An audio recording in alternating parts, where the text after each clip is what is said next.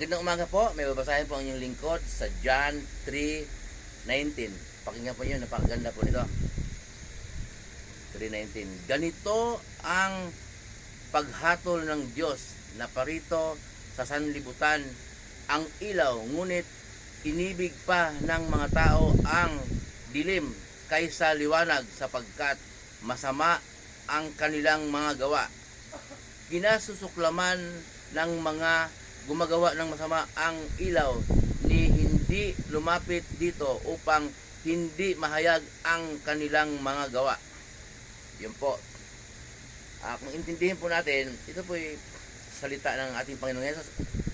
Hindi po ako nangaral, kundi binasa ko po, parang pinaalala, kumbaga, binasa ko po, ito paliwanag. Kaya pala karamihan sa atin pagka ihayag mo yung kanilang gawa na mali, gagalit sa'yo pag ihayag mo.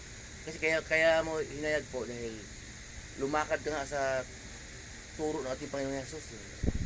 Araw-araw yun ang pamumuhay mo. Kasi yan ang gusto ng Diyos Ama na makapangyarihan sa lahat. Tinig po mula sa langit, sabi ng Diyos Ama na makapangyarihan sa lahat. Sa Mateo 17:5. Ito ang minamahal kong anak na lubos kong kinalulugan, pakinggan ninyo siya.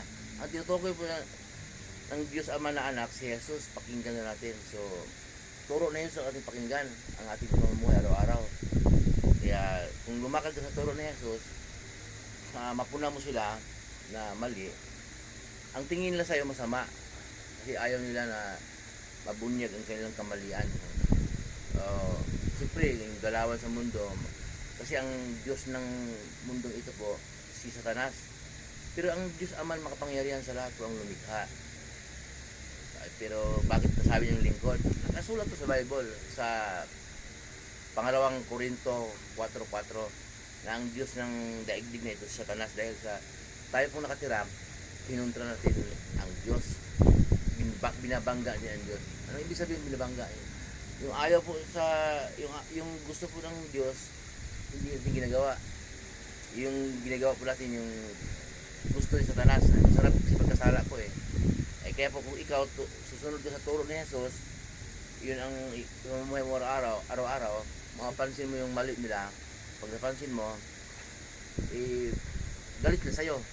Ikaw ngayon ang masama. Kaya gano'n pala yun. Kaya kung anong talagang turo ni Jesus, yun po ang ating mamumuhay araw-araw. Huwag po tayong matakot. Yun, sa Diyos po tayong matakot. Muli po yung lingkod, si Troy. Mabuhay po tayong lahat. Pagpalain po tayo ng Diyos sa mga trabahong pinasukan natin, kahit anong negosyo ninyo, anong pinagkita sa buhay na ayon sa pag-ubay ng Diyos. Walang halong pandaraya po yung parehas. Pagpapalain po kayo ng Diyos.